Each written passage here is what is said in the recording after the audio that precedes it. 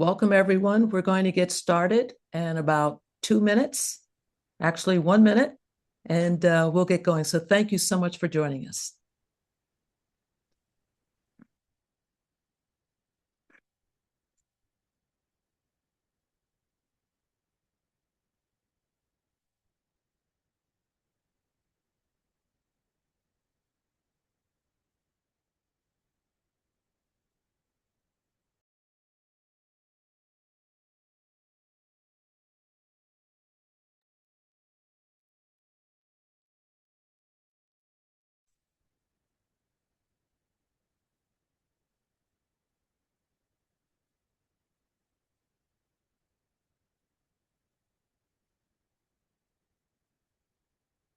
All right, it's 10:02. We're going to get started. Welcome to and thank you for Fighting for America. I am LaDoris Hazzard Cordell. It is my privilege and pleasure to serve as your host for this webinar. This webinar is focused on the most important thing that we can do to keep our democracy, voting. History and current events teach us that authoritarian regimes and wannabe authoritarian regimes use crises to manipulate elections. Trump's war on voting is now in full swing. So you're being here to learn and share information about how to protect our voting rights and to encourage people to vote is not just important, it is heroic. First, a few quick logistics to ensure that everything runs smoothly. If you haven't yet done so, please put your city and state into the chat. That way we can see from where everyone is joining us. The more places, the more inspired we are. The main part, the meat of this webinar, will last for about 90 minutes, followed by Q&A with our panelists for another 30 minutes. If you want to submit questions, please use the Q&A box and not the chat. So at the bottom of your screen, you should see a toolbar with controls. Look for the button labeled Q&A. You may have to hover or click on your screen in order for the Q&A option to appear. Just click that icon, then type your question into the text box and then hit send. Finally, you can upvote other people's questions. And this means that you can give another person's questions a thumbs up. Again, that's in your toolbar. If you also want it answered. So the number of thumbs up for each question helps us prioritize the questions for our panelists. All right, let's get started. 2026 is a pivotal year. With our democracy at risk of failing, the midterm elections are key. Trump and his crew have been spending months trying to justify his escalating efforts to meddle in our elections. In his State of the Union speech, he repeatedly lied about election fraud. He devoted as much time talking about the SAVE Act as he was talking about Iran. His SAVE Act, by the way, really stands for Stop All Voting Everywhere. And we have to get out the vote, folks. This is serious. In 2017, Doug Linney founded Activate America, now one of the large organizations that unites volunteers to work on elections. His group makes millions of voter contacts each year. So, Doug, welcome and talk to us about the key races. Thank you so much. Thank you. And first of all, I want to say thank you to everyone for the work that you do. The calls, the texts, the postcards, the conversations. It's essential to all that we do. Elections in this country are decided by the margins. Sometimes it's just a few thousand votes, sometimes by a few hundred. But those margins are built by the volunteers, by you. So when people ask how we win midterms, the answer is actually pretty simple. We win because people like you show up and do the work. For those who remain frustrated that in these times of crisis that we are not making a big enough difference, it can be helpful for you to think of the electoral campaigns as an ecosystem. The House, the Senate, the campaigns, volunteers, organizers, and local communities, all these pieces interact. When the ecosystem is strong, democracy is strong. And the work that we do, reaching voters across multiple states and races, strengthens that ecosystem in ways that individuals alone cannot, in ways that can't be measured by just one person's actions. It's the sum of these efforts that make the difference, and each person contributes to the ecosystem in their own way. Congress is the clearest near-term opportunity we have to change the direction of the country and create a real check on the current trajectory of national politics.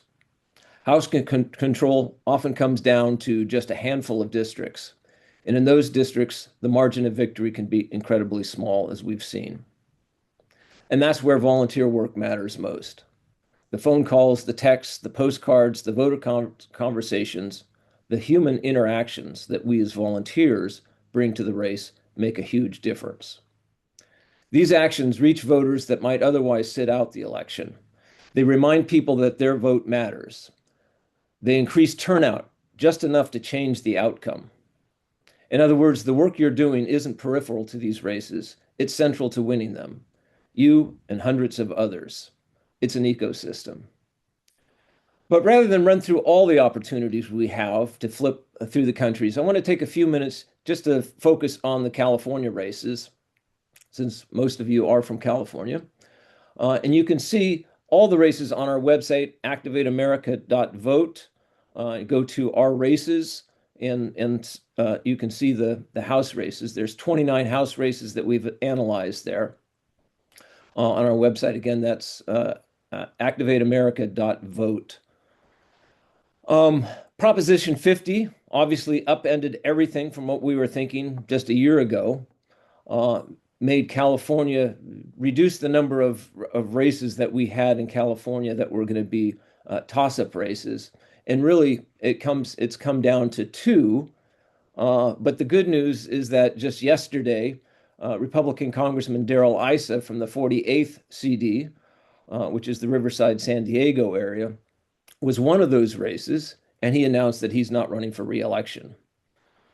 The seat, interestingly, went from 12% with a GOP advantage to 4% was a Democratic advantage.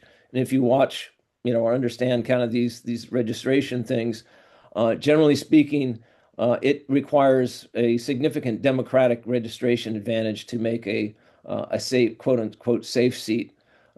And so we rated that one, given Darrell Issa's financial advantage, his name recognition, the fact he's been incumbent, as a toss-up.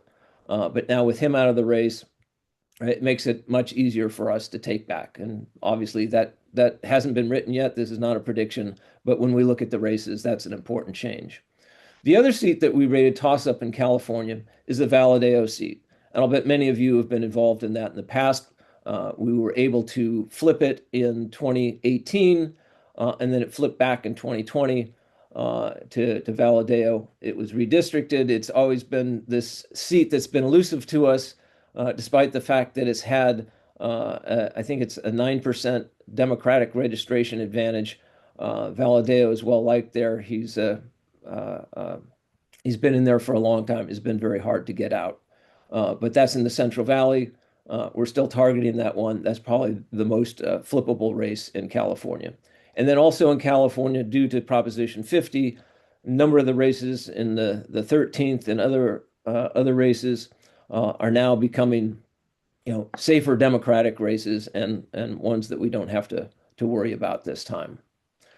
At Activate America, our strategy in the primaries, for the most part, is to get voters to vote, get them in the habit of voting, get them to feel good about voting, but we're not taking positions in the primaries for Democratic candidates unless the field has been cleared and there's just one Democrat. We'd rather have the districts determine who they think is the most viable and who they would like to see as the Democrat, and then come in behind that and support the Democrats. The Senate map is going to be a little bit tougher, as we all know. A year ago, it seemed impossible. It seemed like it was stacked against us, but that's changed with the sentiment of the country and what's going on. We've targeted at least 7 races to look at. You're probably familiar with many of them, but I'll just run them down quickly. Alaska is one where the House seat. They just have one House seat, so it overlaps with the Democratic seat, and so Alaska, we think, is at least at this point on our radar. Georgia is, of course, a very important one. John Ossoff, we were able to elect in a great election 3 days before the January 6th insurrection. But he won there and is one of the toughest and probably will be one of the most expensive races in the country. In Iowa, very fortunate to have the previous incumbent there running again, and so we're very hopeful for that one. And Iowa is an open seat now. The Joni Ernst decided not to run for re-election, and so that's an opportunity. We also have in Maine the ever frustrating Susan Collins, senator there, is up for re-election. We think we have a shot this time to take it. We're also looking at Michigan. North Carolina is a very important one. A nice victory in the primary there, and an opportunity to take that one back. And so those are the overview of the Senate races. Again, more information on our website about that. But I want to talk a little bit about just your role in these elections and the opportunity that we have to come together and do things. We know that democracy is in danger. We know that what we're learning in real time is that democracy can't defend itself. It's not self-sustaining. It doesn't run on autopilot. It runs on people like you, the ones who are willing to show up, speak up, the ones willing to lead. We live in a time of tremendous uncertainty, and there's a temptation by many to wait for better conditions, to wait for someone else to take the lead, to wait for clearer answers. But we can't wait. Movements start when ordinary people with kids, with jobs, with fears and doubts, decide that doing nothing is no longer an option. The people in your community, the people who keep saying, boy, I wish there was something I could do, they are your tribe. They're waiting for someone to invite them in, someone to say, come on, let's go, let's do it. Come join me at the No Kings rally. Come join me at a phone bank that we're doing. Write postcards with me. Once people feel connected, they become empowered. And that's how movements grow. So if you've ever doubted whether you have what it takes, let me be clear, you do. If you've ever thought leadership was for someone else, some expert, some polished professional, someone younger or older than yourself, forget that. Leadership belongs to the people who care most. And I'll bet that sounds a lot like you. If you're willing to take the first step and bring others along, doing what leaders do. I'm going to wrap this up by saying, you need to know that just by showing up here today, taking time away from fun activities demonstrates that you have the special aptitude for this work. I'm often asked how I can remain optimistic in the face of threats to democracy. And I have one word for it: action. I can see why many people feel powerless and defeated by it all, but I feel energized because I know the ways that I can fight back, ways that will reach voters, train volunteers, talk about the issues effectively, and make change. I have knowledge and skills that are made for this moment. I can provide leadership. And you know what? You can too. I encourage you to lean into that. Being here today is part of that skill sharpening. And that's how democracies survive difficult times. Thank you for being here. Thank you for showing up. And let's go do it. Thank you, Doug. Thank you for firing us up. We needed to hear that this morning. Thank you so much for what you do and for spending time with us. Okay, so how do we motivate people to register and to vote? We're going to hear from 6 organizations to answer that question.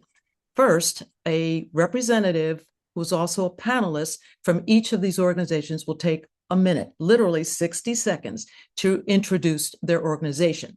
And then we'll move to the heart of this webinar, the nuts and the bolts of exactly how each organization activates voters and how we can get involved. All right, to our representatives slash panelists, in 1 minute, please tell us who you are and what your group does. And we're going to start with San Mateo County Democratic Party. Hello, good morning, everyone. My name is Karen Mackey, and I'm chair of the San Mateo County Democratic Party. The San Mateo Democratic Party represents the California Democratic Party within our county. The main thing we do is do endorsements for local races. Right now, we're working on county races. We just started, and later for the general, we'll do endorsements for school boards and city councils. We usually do like 65 interviews during that time. So it's a big deal for us. We also do voter registration locally at College of San Mateo and at different events. And we are working with Bay Area Coalition to try to get back the House. We'll be doing phone banks. We'll be doing canvassing. So that's what we do. So thank you for having me here. Thank you, Karen. Next up, Field Team 6. Hi, my name is Sharon Lord Greenspan. I thank you for having me today. I am known as the czar of most things at Field Team 6. Our mission is register Democrats, save the world. And we are a uniquely partisan voter registration organization who's delivered 8.3 million blue and purple voters since 2019. And we plan to deliver 2 million more before the November 2026 elections. We have 37,000 volunteers who work year-round to tee up new Democrats in crucial states and districts so that the GOTV organizations can take it from there. And we make a serious point to have fun while we're doing it, because if people are not registered, they cannot vote.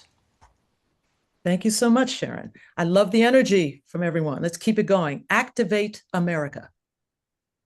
Hi, thank you all so much for having us with you here today. It's wonderful to see this whole crowd. I'm Anna Martin. I direct the postcard program at Activate America.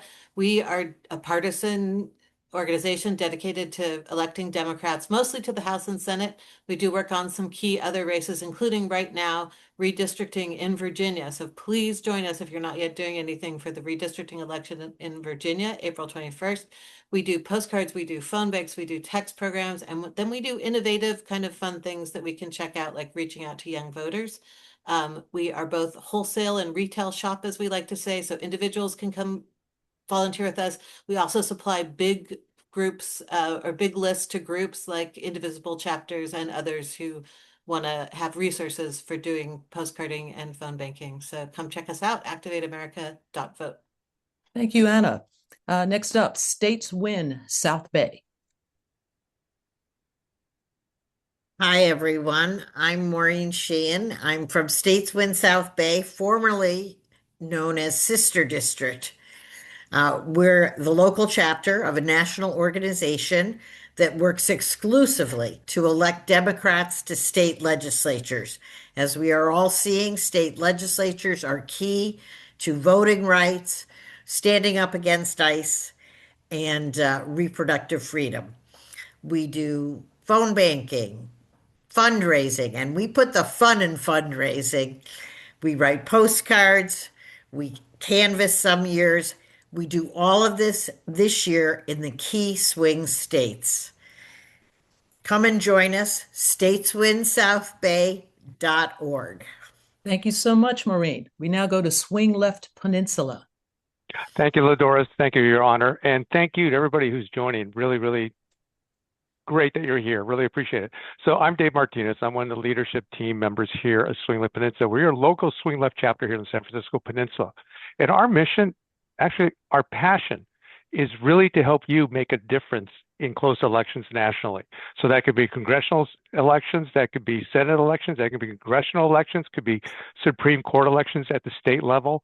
We make it easy for you to really jump in and make a difference at these levels. So like you're going to hear a lot about, we do phone banking, we do fundraising, we do letter writing, we also do canvassing, my personal passion. You hear more about that later.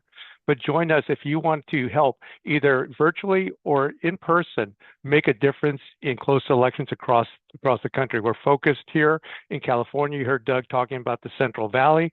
That's our focus since last year, actually canvassing, talking to voters there. We also help out elections in Arizona, Nevada, and also North Carolina. And we work with a lot of partner organizations to make sure that we maximize their effectiveness, not spend time reinventing the wheel, but really focus on helping you make a difference in close elections. Thank you so much. Thank you, Dave. And last but not least, the Democratic Volunteer Center. Hello there. I'm KJ Janowski. I'm the board chair of the Democratic Volunteer Center. And our mission is to mobilize grassroots volunteers and activists to defend democracy and elect Democrats. What differentiates us is that we open a physical space on the peninsula every national election cycle, every 2 years. And this space provides training, resources, and equipment to support volunteers to elect Democrats. We have a database of about 8,000 volunteers from across the progressive spectrum, not just registered Democrats. And together we work on campaigns at this local, state, and national level. We expect to open our office for this cycle in July at the former REI building in Mountain View. Check us out at demvolctr.org. All right. Thank you so much, KJ. So now we get to methodology. How do these organizations really operate? What is the method? So let's start with Field Team 6. So approximately 161.42 million Americans are registered to vote. So that's about 73% of the voting age population. So given those pretty impressive numbers, some might think voter registration, well, it's not that urgent. So Sharon, with Field Team 6, are they wrong? Tell us how you operate, what's your focus, and why. Yeah, I'm definitely going to talk about how voter registration is super, super important. The number of unregistered is constantly changing. People fall off the rolls, they move, they get purged by voter suppression states. New potential voters are always about to turn 18. Some people simply don't believe their vote counts. There are millions and millions of these people out there. So in my opinion, and in opinion of Field Team 6, voter registration is a form of voter suppression. It's an obstacle to voting. We wish we didn't have to do it at all. But because we do, you absolutely cannot vote if you're not registered. So the founder of our organization started Field Team 6 when he realized that nobody was doing partisan voter registration on a national scale year-round. And in terms of the method, I'm mostly going to talk about how we do it and not necessarily how many of the other voter registration organizations do it, because most of them are nonpartisan. And frankly, we are not trying to register Republicans. So we use many of the types of organizing that you're going to see here today. We train people to hold drives at curated locations in crucial states and districts. Our volunteers text, email, send postcards. We also show people how to strategically use social media. All of this targeted at a very specific group of people, which are what we call unregistered likely Democrats that we have identified through commercial and socioeconomic metrics. Likely Democrats are people that we have determined that are unregistered and will be persuaded to register and vote by our partisan issue-based messaging. Again, the wonderful groups you are hearing from today cannot do their work without registered voters. Thank you. And I neglected to mention, I'm giving each 2 minutes to talk about that. And thank you so much, Sharon. All right, next and don't forget to put your questions in Q&A as they come up. On March 7th, 1876, Alexander Graham Bell obtained the first U.S. patent for the telephone. 150 years later, his invention has turned out to be critical to getting out the vote in 2026. Sorry So to KJ, jump in. Yes. Sorry, LaDoris. Sure. We're going to give a chance to panelists to respond to anything that they're doing with voter registration. Oh, wonderful. That's right. I apologize for that. So I do know that San Mateo County Democratic Party does voter registration. Do you want to chime in at all? And Yes, that would I be can chime KJ. in. I can say something if you like. Sure, go right ahead. So San Mateo Democratic Party does voter registration. We do it locally. We do it weekly at Kenyatta College, and we also do it at street fairs. And so if somebody wanted to be involved with that, if they could email me at chair@smcdems.org, and I can put you in touch with the people who are actually doing this. Fantastic. Thank you, Karen. Thank you. And so we'll move on then. So Alexander, excuse me, Graham Bell invents a telephone, and here we are where it's so critical in getting out the vote. So KJ, talk to us about what the Democratic Volunteer Center's methodology is in focusing on phone banking. Okay, so next to face-to-face canvassing, phone banking is the second most impactful voter outreach method. It's personal, it's one-to-one, it's interactive. Phone banking helps us to find out what's important to voters and to respond to their questions. We educate voters about what our candidate or ballot proposition stands for, and we collect information. When we get closer to the election, phone calling can be very effective in getting out the vote and providing information about polling places and voter resources. And calling can be fun. I've had some really interesting conversations, and many times people thank me for calling. We do not get into debates with voters to try and change their mind. You know, if they have a different decision that they've already made, it's not a hard sell. Each phone banking campaign will have specific roles, and every phone bank starts with training. It's very efficient because campaigns use automatic dialing systems that only connect you to the voter once the voter answers their phone. You do not use your own personal phone, so your phone number is not revealed. Text banking is also very useful because it helps us to reach many voters, particularly younger voters, in a shorter period of time. It's informational. It's not fundraising like the thousands of texts that you get every day.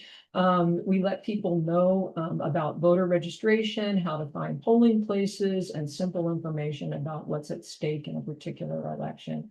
Just like with the phone banking, you will not be revealing your personal phone number, but instead will be using a specific platform, and each session will begin with training. You're provided with an opening script and reply scripts, but you can also respond in your own voice and even use emojis. So that's pretty much what we have to say about those things. Wow, I think all of the other organizations that are with us today do some phone banking. Do any of you all want to jump in and add your views? I would like to. I second everything that KJ had to say. We'll start phone banking to our swing states the first week of May. We phone bank every weekend. We phone bank on election day until the polls close. And it's a wonderful way to get out of our blue bubble here in California and talk to people about the things that really matter to them so much. We do it in person, both at my home, and we will be doing it in person at the DVC, and we also do it on Zoom at the same time. So any way you want to join, we welcome you. Last year, States Win Nationwide made over 1.5 million calls. I expect this year we'll make more than 2 million calls. That's amazing. Any others want to jump in? Sorry, Anna, can I jump in? Go right ahead. For Sure. Activate America.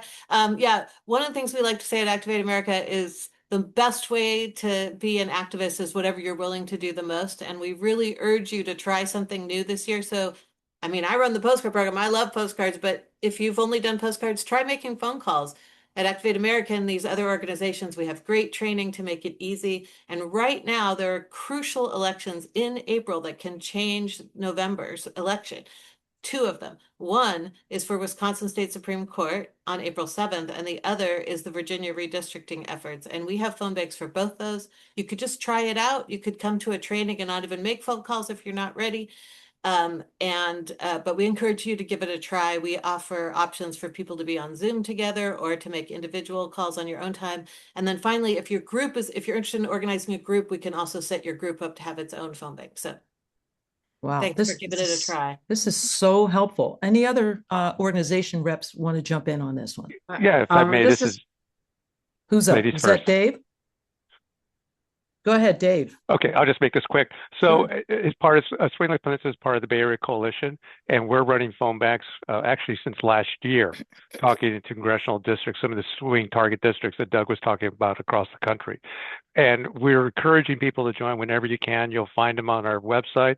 And there's a lot of training that's provided ahead of time. So if you're a newbie, don't worry, we'll get you going. You can be a listener on a few phone calls if you like, till you get your feet wet and you feel you can go into it. So like KJ was saying, Anna was saying, go a little bit out of your comfort zone. You'll be rewarded mildly. There was someone else. I could, Karen Mackey. Karen, sure. I could say something else. So we also do phone banks with BAC. We're one of the 60 partners, over 60 partners involved with that. And the focus is really on deep listening, on trying to engage the people in a conversation, try to find out what's really important to them, and being curious about what what matters to them. And this is the focus of BAC. It's also the focus of the California Democratic Party. So not just asking for a vote, trying to engage people with the issues, find out who they are, what's important to them. Okay, just a quick question though. How long are these phone conversations when you do get somebody? Are you on them for, a few seconds, several minutes? What are we talking about? Somebody want to jump in on that? I mean, I can jump in on that one. Okay, it depends on the conversation. If you're getting somebody who's spewing Fox, 24/7 type of stuff, you go, have a nice day. And it's a fairly quick conversation. But if you do the deep listening that Karen was talking about, it can go 5-10 minutes. And actually, those are very rewarding conversations. And you'll get somebody out of their shell, basically, and really step up to really be part of the democracy. Again, democracy is not a noun, it's a verb. And we get them to make that transition to be an active citizen. So I find it really rewarding. And honestly, 10, 15-minute phone conversations, even canvases, they go by quickly. Wow. You don't even realize the amount of time. Okay, so one last thing. What time of day are these phone calls made? Mm-hmm. So we phone bank on either Saturday or Sunday afternoons. Once we get our candidates, they tell us their preferred times. And I want to second everything that Dave said. And there's two types of phone banking.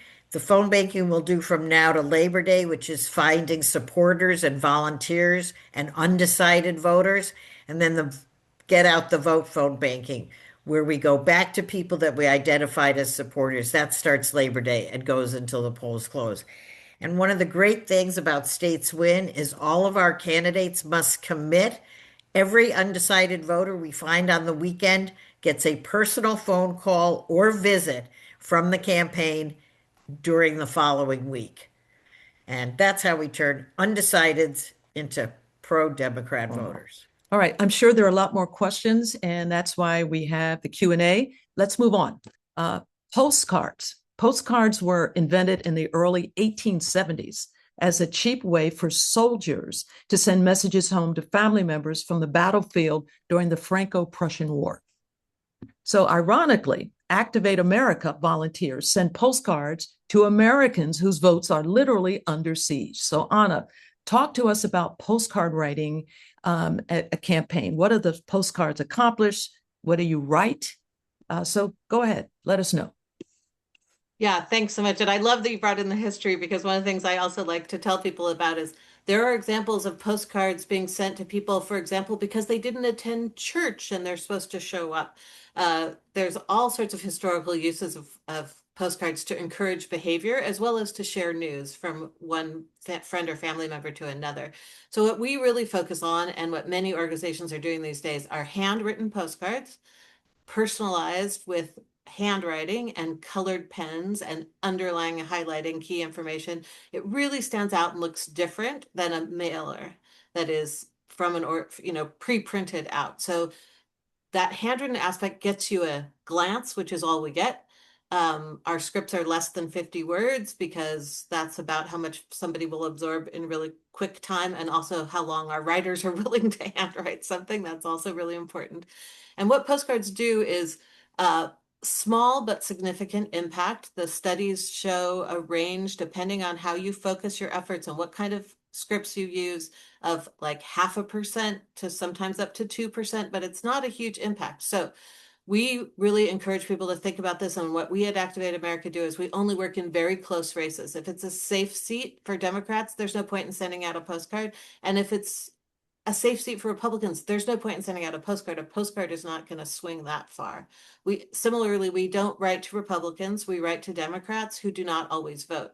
People who always vote will hear a lot from the standard campaigns and candidates. So we focus on that next group of people who don't always vote, are either newly registered or have some history of voting. If people never vote, again, a postcard isn't enough. So as part of this big ecosystem, the most efficient use of postcards is that in between tranche of people, they won't hear as much from the campaign. They do kind of have a history of voting. Right now, there's lots of people who vote in a presidential year but never vote in the midterms. We need to bring those people forward. We need to give them multiple nudges. It's part of a layered system of outreach in the ecosystem. So we send postcards to those people. Our specific messages, we coordinate with local people on the ground, and we use messaging research to make sure we have a couple key pieces of information. As we get close to elections, we always make sure there's the date of the election. There's a website for more information on voting information.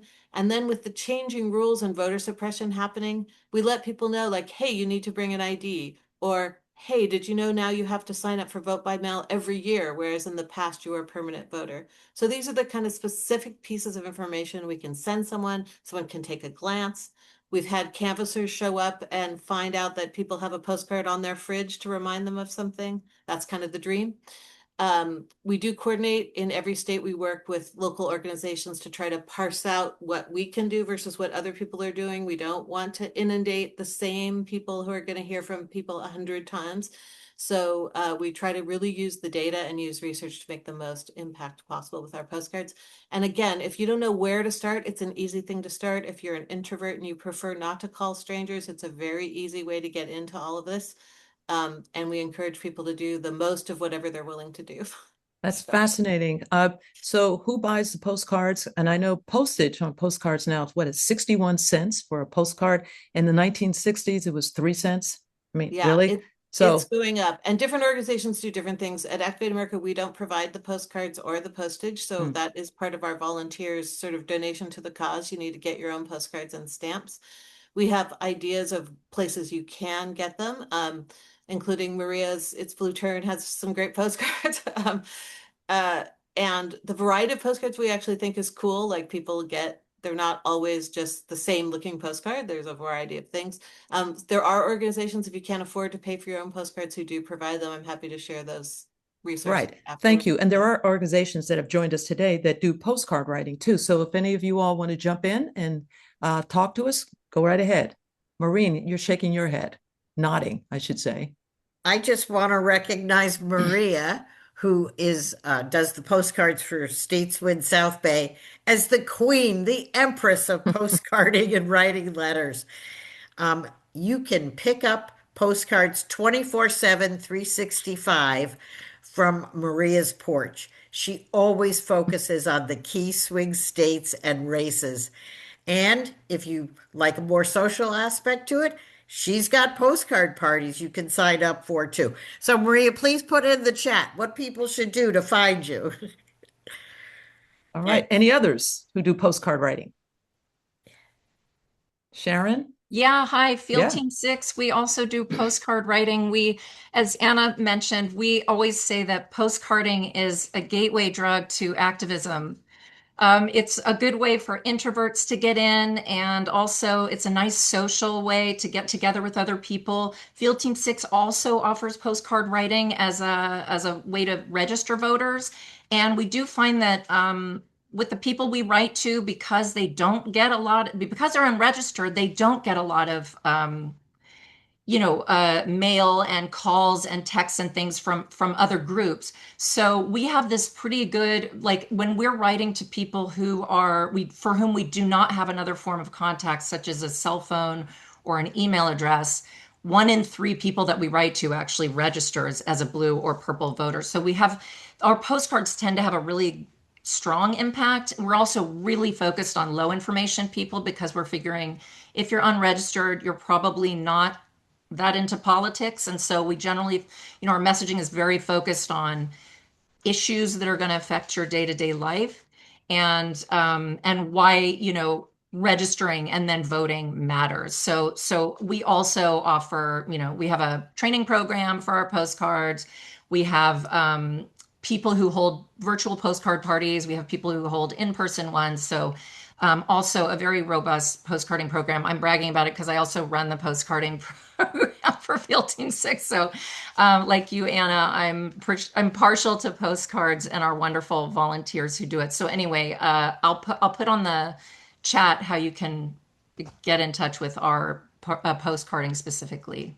Fantastic. Anyone else? Any other organizations? Yeah, this is Dave from Swing Go ahead, Left, Dave. if I may. I just have to say, Sharon, I resemble that remark about the gateway drug. That's how I started. It was letter writing, actually. And with Swing Left, we do promote a lot of letter writing in addition to postcard writing. And one of the things I like about the letter writing, it's a way for people to share their personal story, if I may. I remember at a letter writing party a few years ago, somebody started writing, I vote because as a cancer survivor, healthcare is extremely important to me. Having that personal connection in a letter to somebody who doesn't have time to watch the news and stuff makes a huge difference.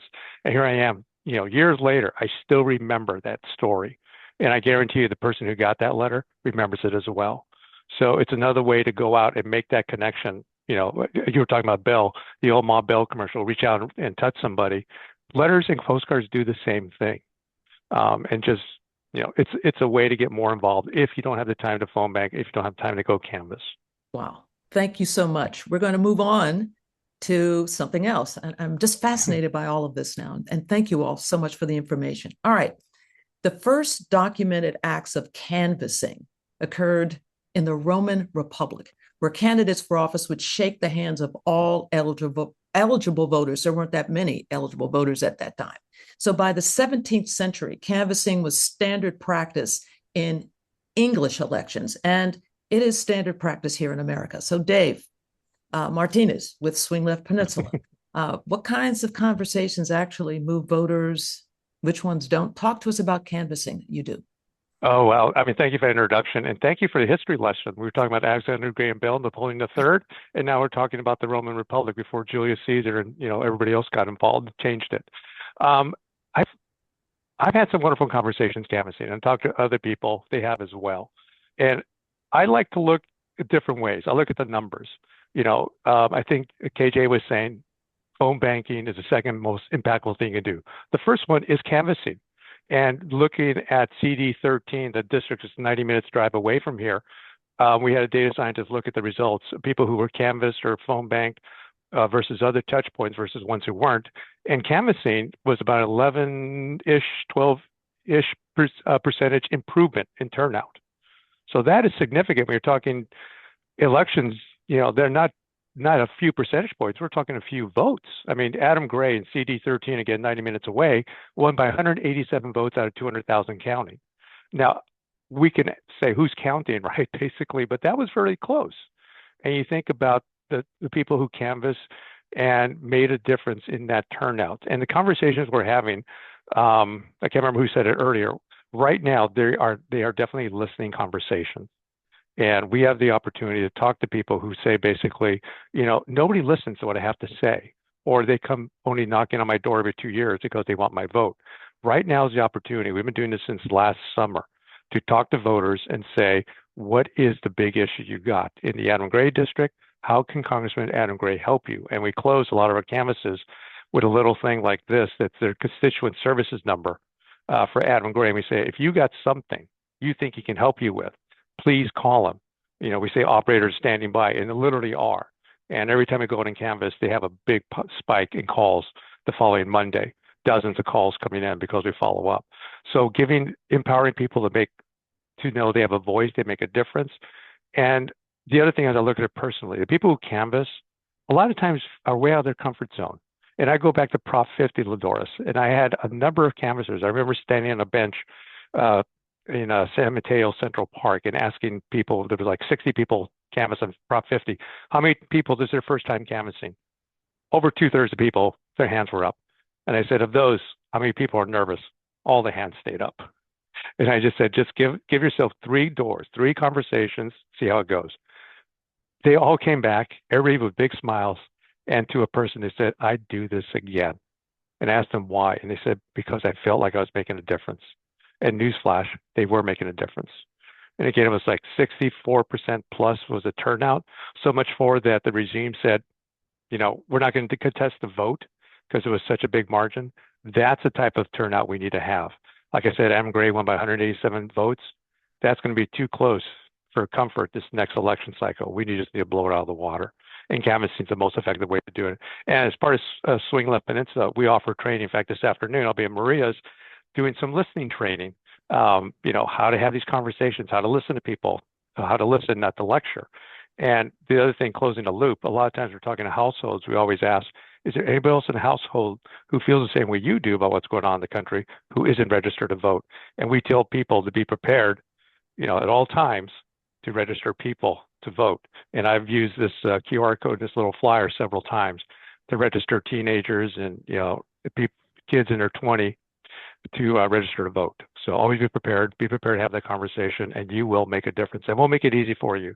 We'll provide training, we organize carpools, and you know, I'll be out in Los Banos in a week, so join me. Fantastic. This is amazing. I believe Activate America does canvassing as well. Anna, is that right? Anna. Okay. Any others? Oh, here's Anna. Do you do canvassing as well? Activate America?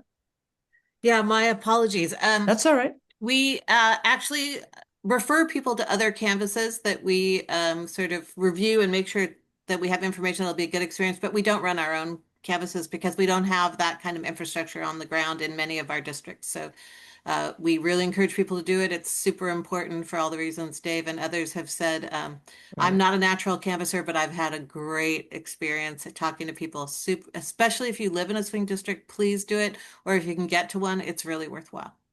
So this is the question to all of you, if you're not a people person, it's still try canvassing. Like, just give it a try, couple doors. It's always worthwhile. Yeah. If I could jump in on that one, I agree with Anna. Just give it a try, like a joke. Just give yourself 3 doors, and every time it worked. The other thing is, a lot of the canvassing we're doing now, like we say, it's listening. We do need somebody to listen. So if you're not the natural talker, people person, team up with somebody. Other person has the exchange, and you're listening very closely, very deeply, and you're picking up the nuances. So we can share that later with the campaign, and you know, when the get out the vote time comes out. The other thing that's really powerful is if you have a great conversation, ask if they're willing to be a volunteer, to get engaged, and you'd be surprised how many people in districts say yes when they get the ask. If I can just add one more thing too, Sure. I think sometimes people feel intimidated about canvassing and phones because they feel like I don't know enough and people are going to ask me all these complicated questions. And usually people ask something pretty simple that you can help them with, which is details of how to vote or some very obvious thing. And if you don't know the answer, it's actually very powerful to say, you know what, I don't actually know the answer, but I'm going to get back to you. And you can make sure someone does get back to them. And that's a very powerful experience for people. So Thank sorry. you. Go ahead, No, Kate. it's great. So sometimes people in the Bay Area in particular think, oh, well, you know, it's a sure thing. We're going to get our Democratic candidates elected, but we have the ability to go out of the area, as has been done to, you know, CD 13 or 22 or whatever. But last cycle in 2024, the DVC actually sent up 200 volunteers to Reno so that we could support the Harris Waltz campaign there. We got a bus, sent everybody there, and that can be a real fun time too. So it's another way to do it. Great. Fantastic. All right. Thank you so much. We move to another subject. What's in your wallet? As much as we may dislike asking voters for money, fundraising, for better or for worse, is absolutely essential to getting out the vote. So we have a video by Jennifer Antoneau of Focus for Democracy to explain why. This is what she said at our live event on February 7th. Hard truth that we all have to grapple with is that it takes money to win elections. Yeah. And in order to organize at scale, to reach voters, to turn out the vote, and now importantly, to protect the vote, it takes a real investment of resources. The other side understands this. They invest early, they invest strategically, and recently they have had access to more resources than we do. And listen, I understand, we all get a lot of texts and a lot of people asking for our hard-earned dollars. The challenge is cutting through the noise and really engaging and investing where it's most effective. Focus for Democracy was founded by a group of friends and neighbors in the Bay Area who just wanted to make a difference, and has grown into a really significant force in American politics. 20,000 donors or more actively getting together. We have contributed over $200 million in the last 6 years to proven programs that win elections and support democracy. The way it works is we gather on Zoom between now and November, approximately every 2 weeks. There'll be about 1,000 or more concerned citizens from all across the US that get together to learn about where the most important strategic places to give.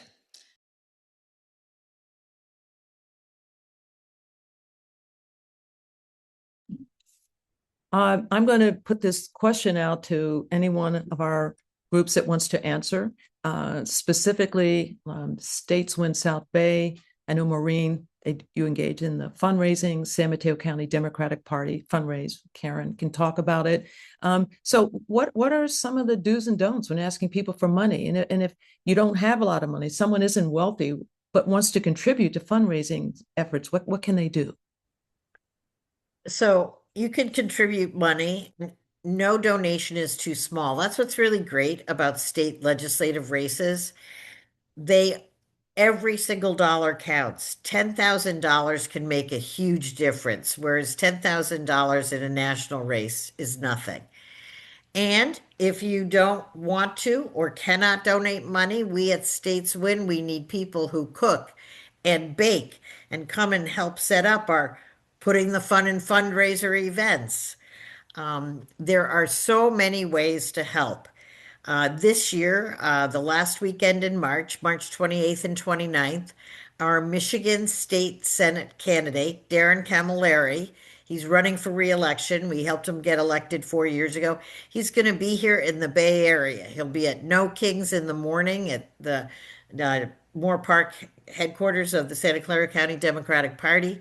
We're having a garden party that afternoon in Los Altos. There's a fabulous brunch, vegan and gluten-free options included, in San Jose. And then our always sold out chocolate tasting in Menlo Park Sunday afternoon.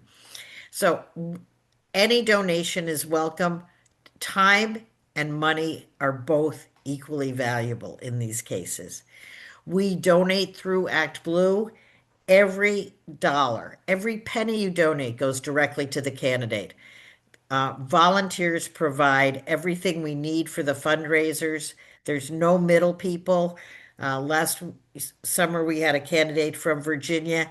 We raised $10,000 on Saturday morning, and Sunday morning, her volunteers were out with the door hangers. They were able to pick up with that money canvassing in Virginia, and she went on to win and flip a red seat blue. So, wow, great stories. What about Karen, the San Mateo County?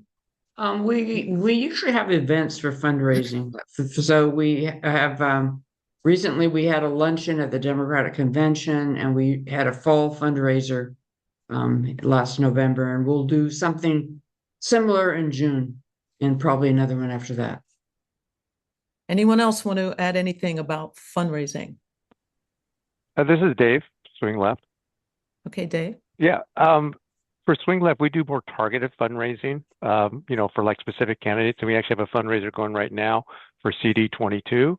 So once the primary is over, we have a Democratic candidate selected. They will get the funds immediately. It's run that way. We also run early fundraising as well. Early dollars are really, really important, as Maureen said, especially in these state areas. So we've been doing early fundraising for North Carolina and MEC-Dems, for Mecklenburg County Democrats, for example, to really, really help them organize and get ready, not 2 months before the election, but almost 2 years ahead of time. So you have enough runway to build up the organization. So I always joke, you got three things: time, talent, and money, and you do whatever you can in that mix. Anyone else? All right. If not, I'm going to turn it over to Maria for a moment, and she's going to talk about a Zoom poll. Hi, everybody. We're going to launch a quick Zoom poll right now. You should see it pop up on your screen in just a moment. We're going to ask you which organizing method feels like it's the best fit for you right now. So just choose the option that most appeals to you and click submit. If you don't see it, you can just put the answer in the chat. It's voter registration, phone and text banking, postcard writing, canvassing, fundraising, and other. And just let us know, out of everything that you've heard today, which thing you think clicks the best with you. If you don't see the poll, try moving your cursor. Sometimes it appears behind other windows.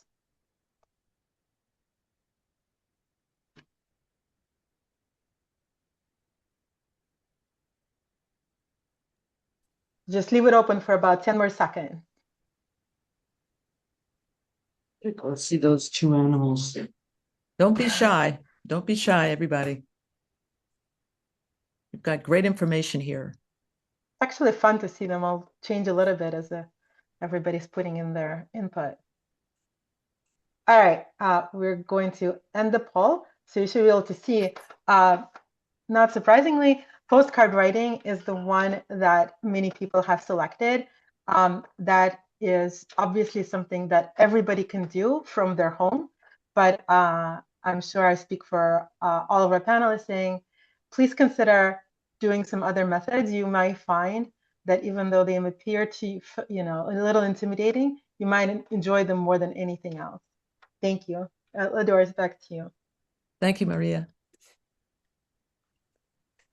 So we are going to end up this part of the program with just one question for each organization, each to be answered in 1 minute, 60 seconds. All right, so here is the question. If someone who has participated here is deciding, where to plug in, what makes people choose your group and what keeps them coming back? Let's start with San Mateo County Democratic Party. I think people choose San Mateo County Democratic Party because they are interested in working locally. We're very involved with local politics, local city councils, school boards, and then we also reach to deal with national issues when that's important, which it is critical at the moment. So I think that's why they choose us. Thank you. Next, Field Team 6. Okay, Field Team 6 believes in lowering the barriers to activism by making it easy and fun for volunteers to do not only what they're good at, but what they enjoy. We have positions in our organization for introverts, for extroverts. We have positions behind the scenes and on the front lines. So whether you're a writer, a lawyer, a coder, an event planner, a filmmaker, a statistician, a mathematician, virtually any talent is welcome. All of our activities start with a training, and then we also include ongoing support. And most of all, we fiercely believe that joy is a form of resistance. So please join us to register Democrats and save the world at fieldteam6.org/all-volunteer-ops. Or if you just go to fieldteam6.org and click on volunteer ops, you will find all of our opportunities there. Thank you so much for this opportunity. Thank you. Next up, Activate America. Yeah, thank you so much. It's great to be with you all. We specialize in both, as I said earlier, wholesale and retail. So if you have a group of friends that you want to get together and try something out, we can get you set up to start up with postcarding or organize a phone bank for you. We use the best possible data and political insights, and we have very high-powered national experts who help us design what we're going to do. We make sure that we're using your time wisely for very close races with very specific reasons that we're doing everything that we do. And then we particularly specialize in volunteer customer service. So we really want you to have a good time. Sometimes people ask me if I'm a bot because I'm emailing them at like midnight on Wednesday or something, but it's me. We're a small and mighty team. You will hear from us personally. So we're happy to supply your group with opportunities or you as an individual with opportunities to engage. And if it's not with us, engage somewhere, engage with someone. Please, please make sure you do something this year. It's so important. And we're at activateamerica.vote. Thank you. Next, States Win, South Bay. We say our motto is come for the cause and stay for the community. I have found the most wonderful community since I retired here, people with all kinds of backgrounds, all kinds of interests. We focus exclusively on state legislative races. It's data-driven, evidence-based. That brings a lot of people to us. Last year, we supported 23 candidates, and all 23 won. And all 23 races were incredibly narrow, including flipping 2 red seats in Mississippi to blue. And we come also because there is something for everyone. That's why people come to us. If you want to just work on one event per year, great. You want a postcard every weekend? Fantastic. You want a phone bank during Get Out the Vote? We do that too. We have phone bank fitness training. So people come and find out, well, I'm with like-minded people, and this isn't so hard when you're together in community. Thank you so much. Next, Swing Left, Peninsula. All right. Thank you, LaDoris, and thank you everyone who's on this call. Really grateful you're here. First, Swing Left Peninsula, it comes down to really making it easy for people on the call and anybody you know to make a difference at the national level. We help you make a difference. Again, congressional races, Senate races, governorships, state Supreme Courts, depending on the tactic you're interested in. You want to write, you want a phone bank, you want a canvas, you want to fundraise. We have those events going on. We work with you. We train you to make sure that you're very effective on that. And like Maureen said, this is also data driven. So we're going to go not waste our time in deep blue or deep red districts. We're going to go in those tight swing districts. Adam Gray is the poster child I keep talking about because that was the definitive one last year. It took a month before it was called because it was so close. So we're going to look at all those races, not just in California, but where we can, close by, Nevada, Arizona, North Carolina, and again, wherever we can reach out. If you got friends in other places, have them reach out as well to Swing Left so we can get them mobilized and engaged in their districts if they live close by. So again, we're a tight community, and we just make it easy for you to make a difference. Thank you so much. And the Democratic Volunteer Center. Well, I want to echo a couple of things that both Maureen and Dave said, in particular, Maureen's comments about community. So one of the beauties of having a physical space is that people can come together, support one another, get trained, learn, sit next to somebody doing a phone bank and see what tactics and techniques they use and how they've made it interesting and fun for themselves. So we have that space that allows for that fostering of community. In addition, we maintain a calendar of volunteer opportunities that are offered by our sister organizations, like all those in today's webinar. And those sister organizations are welcome to use our space as well, as Maureen alluded to, for things like postcard writing. We offer an array of opportunities, including postcard writing through some of our partners, canvassing opportunities, as mentioned before, phone banking, text banking. You can get swag there. And you can figure out how you want to take action and meet other people. Thank you so much. This is great. Maria, I'm going to go back to you now and talk to us about who we're going to listen to. Hopefully I have this all there. We actually have something really special. A few candidates from different states and campaigns recorded short messages specifically for this event. This is not a list of endorsements. It's just a small sample of candidates all saying the same thing. None of this work is possible without volunteers. They took the time to record these just for people like you to say thank you and to remind us that what we're doing matters. So let's take a look. Hi, Blue Turn volunteers. I'm Judge Chris Taylor. As you know, I'm running for the Wisconsin Supreme Court. I cannot thank you enough for your support and your help. Right now, I'm filming this video in the car. It is snow on the ground because we are going out to every corner of the state of Wisconsin to talk about what's at stake in this race. This is a critical race. It's never been more important to have a strong state Supreme Court to protect our rights, our right to speech, our right to peacefully protest, our ability to make our own personal and private healthcare decisions, to protect our democracy, our elections, our right to vote, and to protect the state of Wisconsin from the overreach of the federal government that we are seeing all around this country.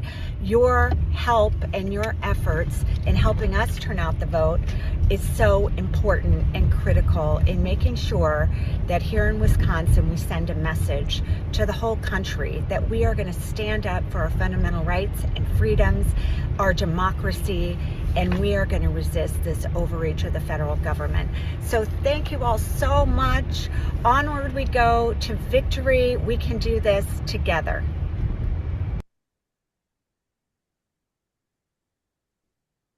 Help again in 2026 because it is going to be tight. In 2024, we knocked off an incumbent and won in a district that Donald Trump won. And we believe in 2026, we can not only win, but that we can win top to bottom on the ballot. But we can only do it if we have your support. So we need you to help us make phone calls, to write postcards, to support in any way that you can, because your effort makes the difference. North Carolina is ground zero for the country, and we need to make sure that we are fighting with all that we have to make sure that we're pushing North Carolina and the country forward. So thank you for what you're doing. I'm excited about 2026, and we're going to get out there and win this thing. And the last one. Hey Blue Turn, it's Mallory McMorrow, and this is going to be one of the most important races in the country this year, because if Democrats have any chance of taking back the U.S. Senate, which I believe we do, it is not without Michigan. So I know that Michigan may feel very far away. I'm not sure you have the same snow on the ground that we do. But every call, every postcard, every email, every minute that you spend organizing, volunteering helps us here on the ground in Michigan. So I just wanted to take a minute to say thank you for everything you do. The future of our democracy, the future of our country depends on all of us working together as Americans, knowing that we are stronger together than this administration would have us believe. So thank you for being a part of it. Let's go get our country back. So these are just three of the many candidates who have courageously stepped up to run for office. In my view, public service, it's the highest calling. So that's all the more reason to get out the vote. To those who ask, why bother? My vote won't count. Trump's going to rig the elections or find a way to stop them. So why should I vote? It is true that Trump has escalated his efforts to meddle in our elections. Hours after launching his illegal war of choice against Iran, he reposted a headline on his Truth Social claiming that Iran tried to interfere in the 2020 and 2024 elections to stop him. Only a week ago, Trump convened a summit of election deniers and his top election security officials to declare a national emergency to try to take over the midterms. All of his shenanigans notwithstanding, presidents do not have the power to rewrite election rules, even during a real emergency, let alone a fake one. So this is a photo of Dolly. Until the age of 12, Dolly was enslaved. Twice she ran from her enslaver, and twice she was caught and brutally whipped. After emancipation and the passage of the 13th Amendment abolishing slavery, Dolly relocated with her mother to North Carolina. Dolly is my maternal great-grandmother. Just 3 generations back, members of my family were pieces of property had no right to an education, no right to health care, and importantly, no right to vote, all enforced by court rulings. My great-grandmother did not have any lawyers or judges to advocate for her. My great-grandmother did not have a mayor or a governor or a state legislature or an election official to stand up for her. And yet, here I am, because she and her children and grandchildren, who included my mother, never gave up when they had so much stacked against them. Today, we have mayors, governors, election officials, state legislatures who are courageously defending voting rights. Today, we still have some journalists in the news media who are bravely reporting on Trump's plot to undermine the ballot. Today, we have judges who have ruled that Trump cannot exercise control over our elections. In October, a federal judge struck down Trump's executive order, and the judge wrote, "Because our Constitution assigns responsibility over election regulation to Congress and the states, not the president, that executive order exceeds the president's authority." Federal courts in Oregon, Michigan, and California have ruled against Trump's attempts to obtain states' voter registration lists that contain confidential personal information, such as driver's license numbers. So I say to the naysayers, we must not overreact to every claim and threat from this administration. Remember that we have on our side the Constitution, the courts, state legislatures, and organizations like those you've heard from today to ensure that everyone can vote and that every vote will be counted. Protecting our democracy is not a spectator sport. We can't be bystanders.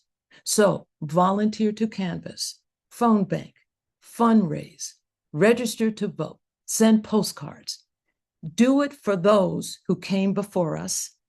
Do it for each other, and do it to preserve our democracy. So my work here is done. Back to Maria, who will handle the Q&A. Thank you, LaDoris. Thank you so much. So we're now moving into the open Q&A. My name is Maria. I'm the leader of It's Blue Turn Indivisible. I really hope that you guys can stick around because we actually have a special surprise for the people who will ask, for everybody who sticks around, asks good questions, and listens to our wonderful panelists. If you haven't had a chance already, you can submit questions through the Q&A box at the bottom of your screen, and please upvote the ones that you most want addressed. We'll prioritize based on that. Before we start, the first thing that I wanted to mention is the so-called SAVE Act that my friend Alice Smith of National Voter Corps worked so hard to prevent. This act has already passed the House 218 to 213 votes and is now awaiting a Senate vote. It would require documentary proof of citizenship in person to register to vote, effectively eliminating online mail and voter drive registrations. Because most real IDs don't show citizenship, many voters would need birth certificates, which will create major barriers for millions of Americans, especially, of course, married women whose names no longer match the birth certificates. It would require proof of residence in order to register, which many people don't update when they move. It would require voter roll purges every 30 days. It would prohibit universal mail voting. All of this will block millions of eligible voters. So please call your senators and urge them to vote no on the SAVE Act. The other thing that I wanted to mention is when we talk about elections this year, we're not just talking about one race or one office. We're talking an entire ecosystem.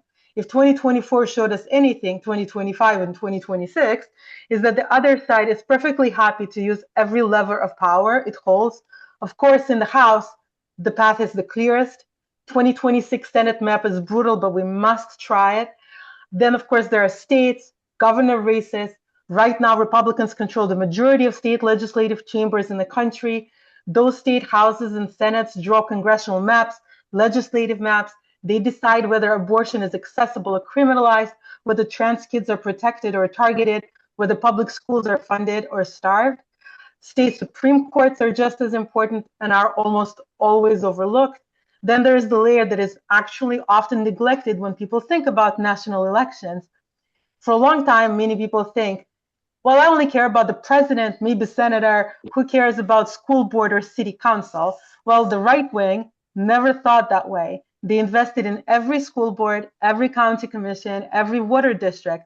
Billionaire donor networks poured money into the local and state races precisely because that's where the redistricting happens, election rules get written, and the future members of Congress and senators get their start. And so that's what's at stake in 2026 and why every race at every level matters and your participation really matters. So let's look, hopefully while I was chattering, everybody had time to put in their questions. So let's see what is the most upvoted question. It says, very specific to our California concerns. Can you discuss how to trim number of Democrats running in primary for governor so that we don't have 2 Republicans on the ballot in November election? Can Karen take this first from the San Mateo County Democratic Party? So, as you probably know, the California Democratic Party did not endorse anybody for governor. There were just too many candidates. The top race with vote getter was Eric Swalwell. I think he was like 27%. And right now, polls are showing that the 2 top vote getters are Republicans. The chair of the Democratic Party, Rusty Hicks, made an appeal to the Democrats to Democratic candidates who were not polling well to get out, and none of them accepted that appeal. There's right now an effort by some county chairs to sign a letter asking these people to get out. I think what you can do is contact the Democratic candidates who are not polling well and ask them please to get out. You could also write a letter to the editor or an op-ed. Basically, the idea is to get this message out that we cannot split the vote, the Democratic vote, among 8 candidates and expect to be successful. Anybody else has any thoughts on that question? I can say in the long term, one of the things to consider, there are people in California who are working on a ranked choice options. That's obviously a very long-term effort, but something to consider because there is obviously some issues with jungle primary. Yes, Anna. I will just say this is not an official Activate America race, but our political people think that one thing people should do is give, even if it's a small amount of money, give some amount of money or start doing some volunteering for one of the top 2 Democrats, whoever you prefer, but we really do need to narrow it down. So if people are excited and personally know someone who's currently not polling in the top 2, please do let that go and focus. So, Thank you, Anna. A second most upvoted question is about phone banking. It asks, do people actually answer their phone if the caller is unknown? How effective this tactic? I know there's a lot of people on the panel who are going to be able to answer that question. So who would like to go first? Me. Okay, Marie. I would, So yeah, because I phone bank a lot and I love it, but I started with postcarding. So in the rest of the country, people answer their phones. I never would answer an unidentified number on my phone, but I have had people answer at memorial services, at weddings, on the beach in Aruba. My favorite last year, I could hear she was in the car and she said, I'm driving right now. Can you call me back? And I heard a little voice say, Grandma, when will we get there? People answer their phones. It's really unique to the rest of the country. We're unique here. So yes, please join us. And yeah. And with dialers, you don't ever have anyone not answer their phone. You're connected almost exclusively to people who have already answered. Once in a while you get a voicemail, but we don't leave messages. But with a dialer, you're automatically speaking to a voter. I just want to reiterate, nobody ever sees your phone number. So it's really, don't forget that. Who else wants to address this? I just want to underscore what Maureen was saying about the platforms, the automatic dialing platforms like Scale to Win. I mean, you really are not, calling, hanging up, calling, hanging up. You get the voter on the phone, and then you can start your conversation. So it's pretty efficient because of those platforms. Can anybody sort of address what happens when you get an unpleasant phone call? Yes, we say thanks for your time or have a good day, and we hang up because we've got a lot of really pleasant people to talk to, so we don't stay on the phone. If I could add to that, and Marie's right, just say, have a nice day. You have agency here. The other thing is you mark it so you don't waste time again. Yes. Right. So that's the other thing about phone banking. We should bring this up. Phone banking now is extremely important because it clears up the list. What does that mean? That means you take people off like the caller we're talking about, so don't waste time on it again. So when it gets to be get out the vote time, you're laser focused on the strong supporters. So don't think you have to wait till the last few weeks before the election. Now is the time to jump in and help out. Mm-hmm. Clean the list. And when we switch to getting out the vote, then you have real conversations because we make very specific vote plans. I vote by mail. Do you have your mail-in ballot? Did you apply for a mail-in ballot? We here in California don't understand what people in other states have to go through to vote.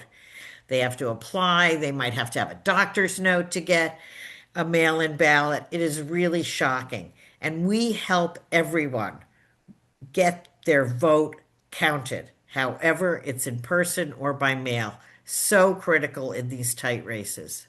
If I could add a personal story on that one, a few months ago, there was the shenanigans in North Carolina, the state Supreme Court seat there, and there was literally a list of disenfranchised voters. So as a phone bank organized to call these voters and say, do you realize your vote may not count? And they didn't know that. So there were scores of voters who found that out and said, thank you. I wanted my vote to count. I didn't know that. Thank you.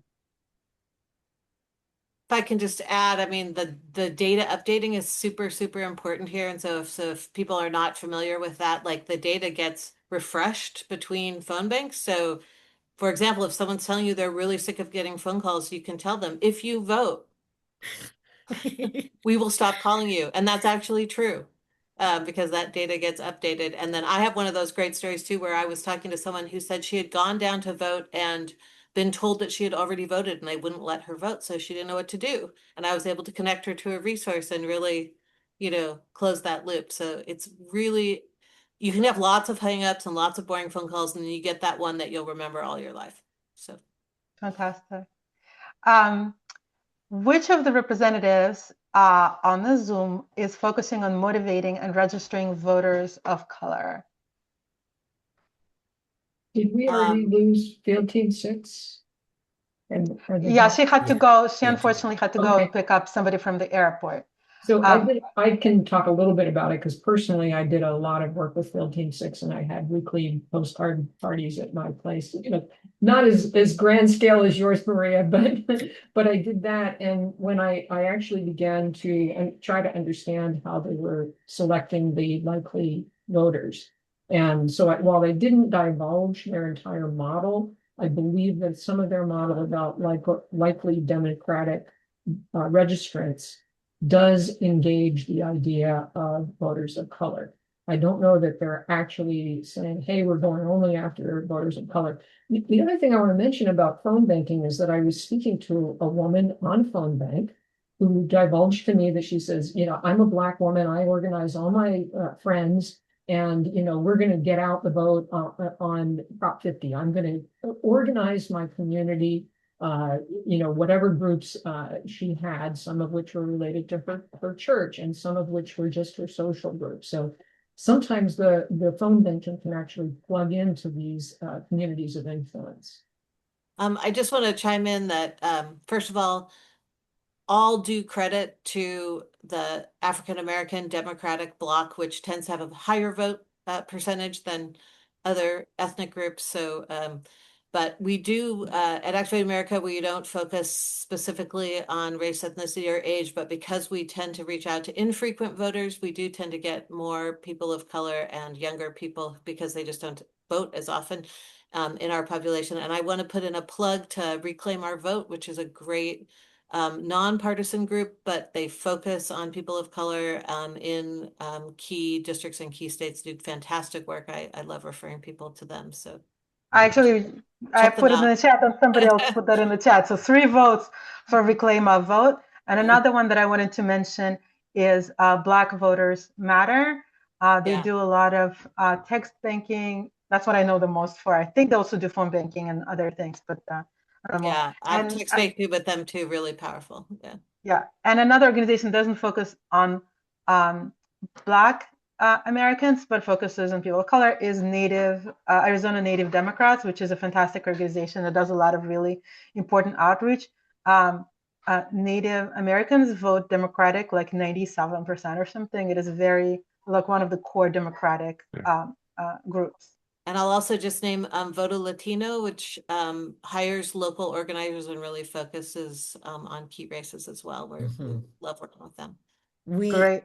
We at States Win, we have a national program, 501c3, State Bridges, and we support community organizations. Obviously, they're nonpartisan because they're 501c3s that work on voter registration and voter education, and almost exclusively with voters of color. This Wednesday evening, we're having a presentation from 2 organizations in Alaska and 2 in Georgia. We have a recording up from a week ago when we did Tennessee and North Carolina. And I can guarantee you, when you hear these people speak, we always have people in the webinar who are in tears. These organizations have been around long before any of us were thinking about Hillary Clinton losing. Boots on the ground, they know their communities and have such an impact. Let me ask a related question that often comes up is how do we get young people to vote and be motivated? Is there anything that your organization does with that population? I mean, I'll touch that one. So one thing we do is partner with other groups, other organizations. So we have conversations like at Prop 50. We join with several young groups, younger communities in the San Mateo County area. And they were literally doing hundreds of canvases, and we're continuing that relationship into the Central Valley.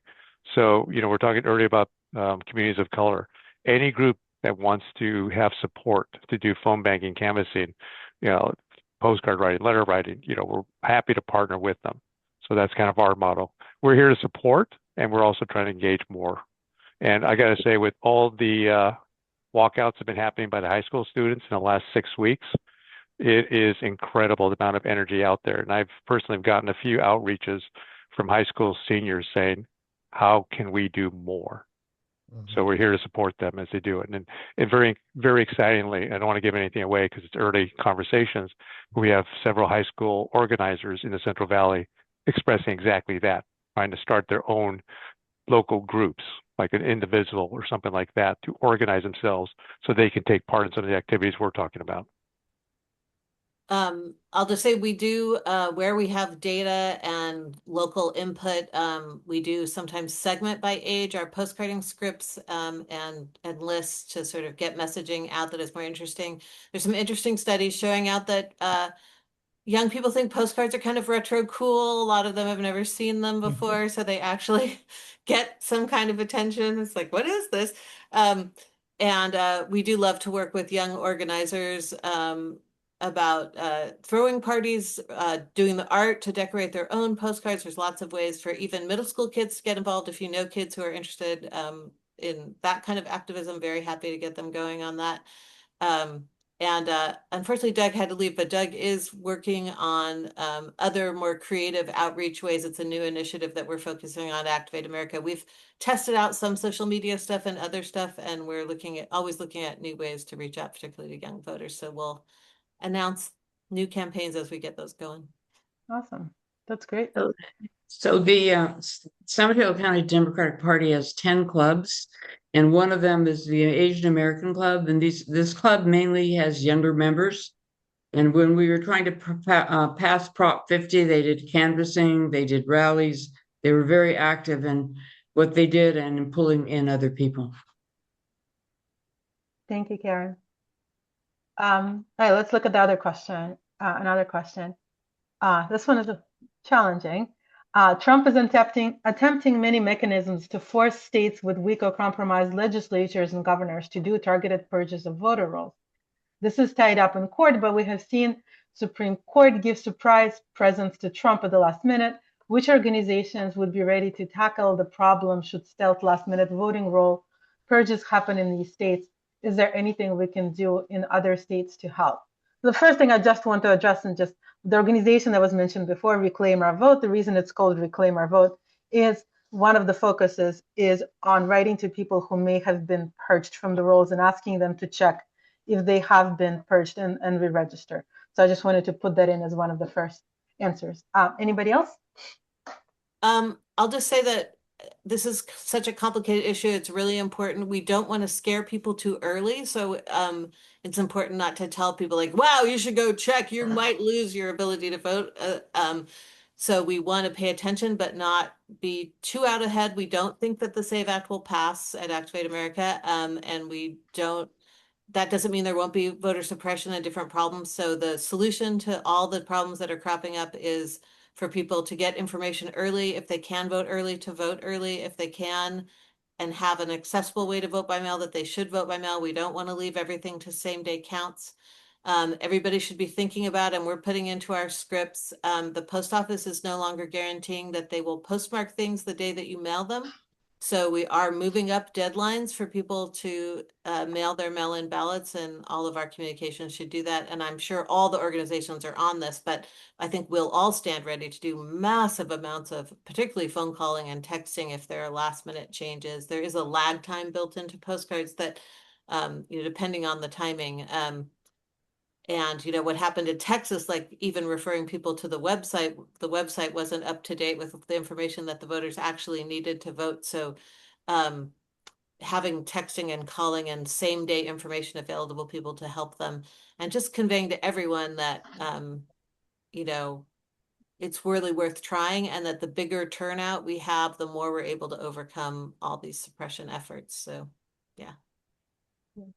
If I could just add, the comment about it's being fought in the courts, that's not for free. There are organizations supporting these fights, and I would say find one you like and support, because they're the ones on the front lines slowing down the regime, throwing sand into gears, and giving us time, as Anna said, to educate people to know their rights and to exercise them. So I like following Mark Elias is one, Norm Eisen with the Carnotarians. So find one of these groups that are doing these fights and support them. Even just subscribing to their newsletter and Substack is a sign of support. Dave just stole my words out of my mouth. Thank you, Dave. So I wanted to pitch. Can I just do another plug for States Win? Because in Virginia, in 2017, they were the 49th most difficult state to vote in America. Hard to believe, I know. After we obtained a Democratic trifecta in 2019, they're now the 9th easiest.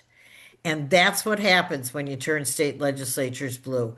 It's the long-term fight against all of these hideous voter suppression acts.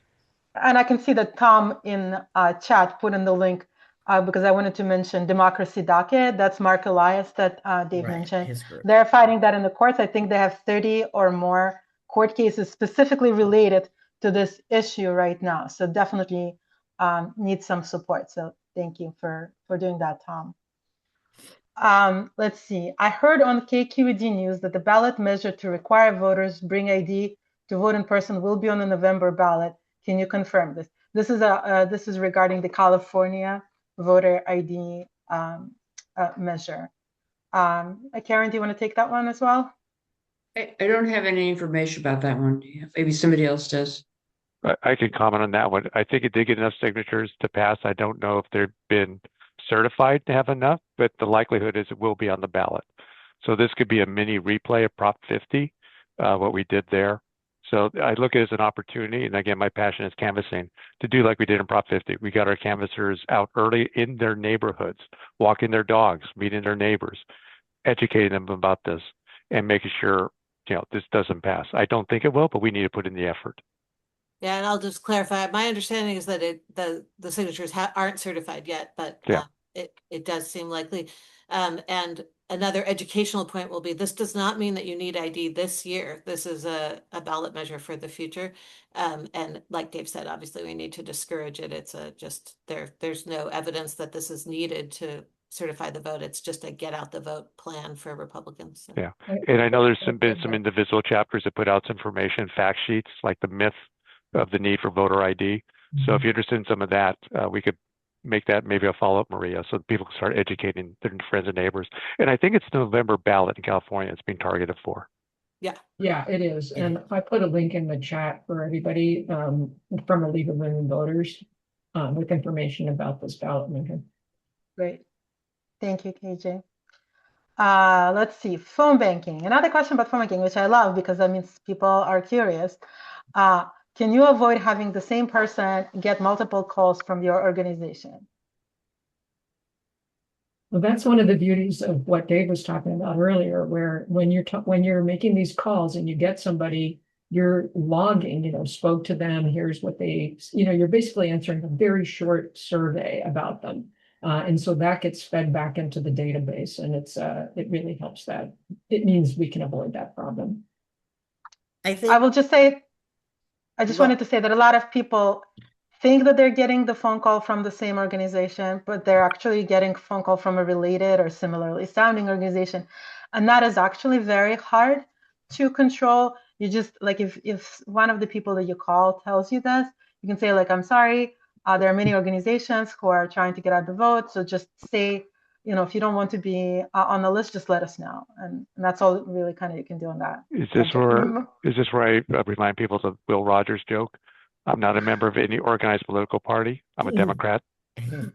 But I will say, do tell them we'll take you off our list. There are other groups calling. The real way to get off the list is to vote. Because really, something like 60% of people who tell you on a phone call that they already voted have not already voted. Yeah. But if they actually vote, they get taken off the list because organizations really don't want to waste their time. So, and just to follow up with that, it's really easy to kind of cut through if they voted through or not. 2 or 3 questions, and they're like, actually, it's still sitting on the kitchen counter. Yeah, good point. This question is for Activate America, Anna. Does Activate America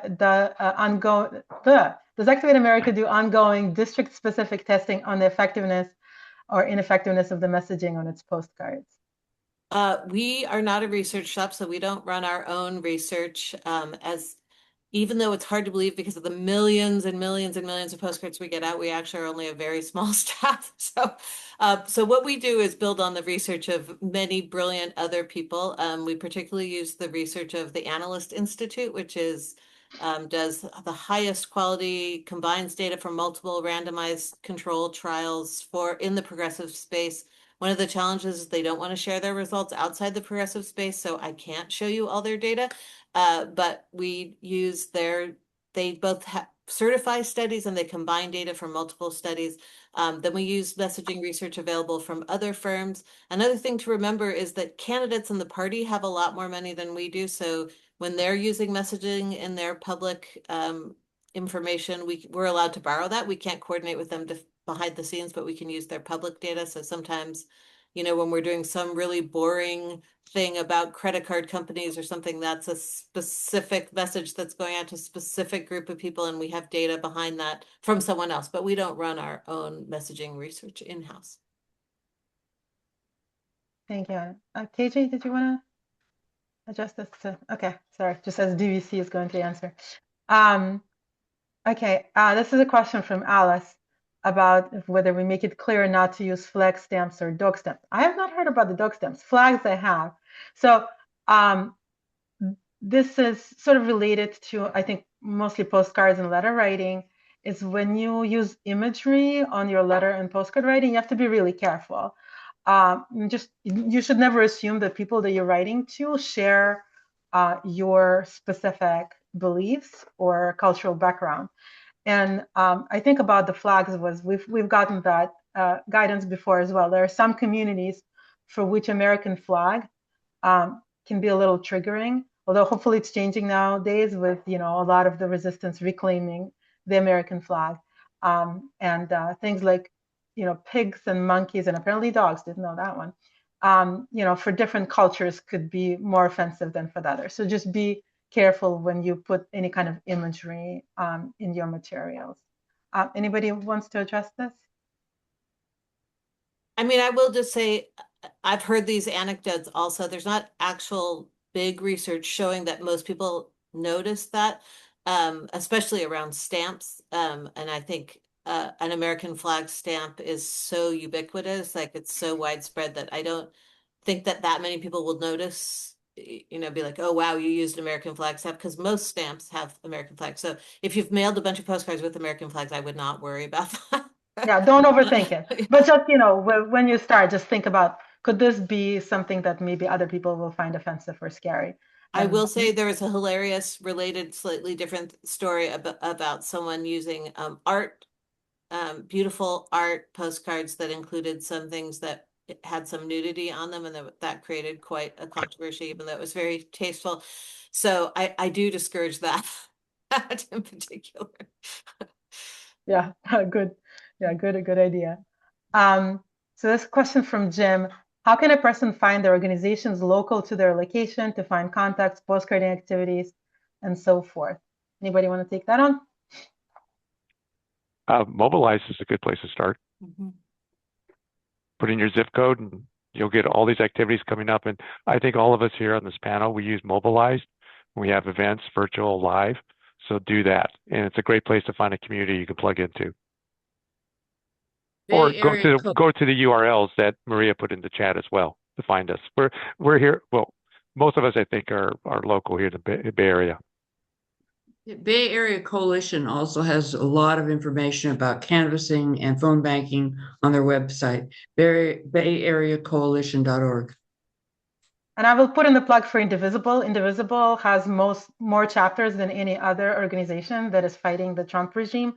So just find your local Indivisible. Chances are they'll be able to connect you to other organizations in that area that are doing this work, even if they're not necessarily doing that themselves. And No Kings 3 is coming up in 3 weeks. That's a wonderful opportunity to find a good active group to be involved in. March 28th.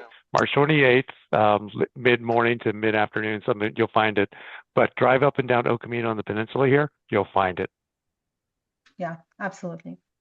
Thank you, Dave.